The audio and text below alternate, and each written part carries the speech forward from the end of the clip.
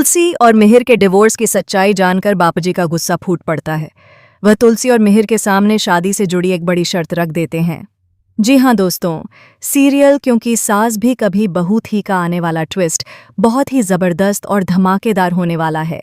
कहानी में आप देख रहे हैं कि अब नयना मिहिर से दूर हो चुकी है क्योंकि वह समझ चुकी है कि मिहिर का प्यार सिर्फ तुलसी के लिए है।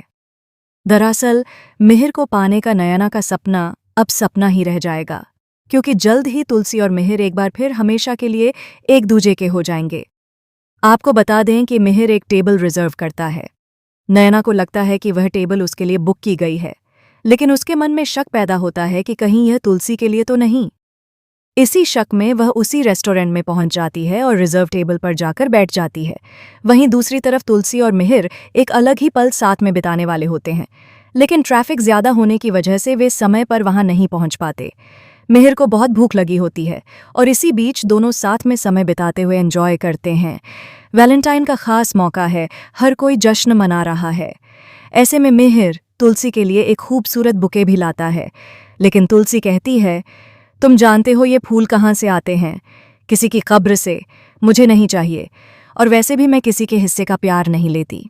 हालांकि चोरी छिपे तुलसी उस बुके में से एक गुलाब निकालकर अपने बैग में रख लेती है, क्योंकि उसने भी मिहिर से सच्ची मोहब्बत की है, इतनी कि आज भी वह मिहिर को बदनाम नहीं करती।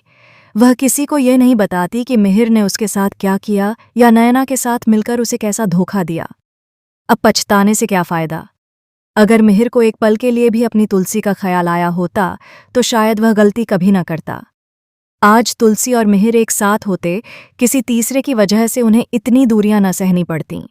अब नयना को समझ आ जाएगा कि मिहिर कभी उसका नहीं हो सकता, और जब मिहिर उसका नहीं हो सकता तो फिर शांति निकेतन बचे या न बचे उसे कोई फर्क नहीं पड़ता। इसी वजह से वह एक गंदी चाल चलने वाली है।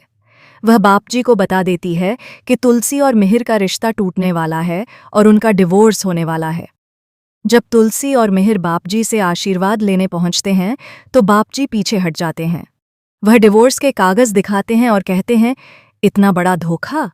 यानी नयना ने हद पार करते हुए सारी सच्चाई सामने रख दी है।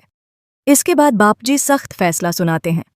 अगर यह डिवोर्स हुआ तो न यह शादी होगी और न ही यह घर बचेगा। मेरा विश्वास तोड़ने के लिए तुम्हें मेरी बात माननी होगी। तुम्हें एक बार फिर से शादी करनी होगी और अपने रिश्ते को नया मौका देना होगा। यानी नयना की चाल उसी पर भारी पड़ने वाली है, क्योंकि अब तुलसी और मिहिर की दोबारा शादी होने वाली है।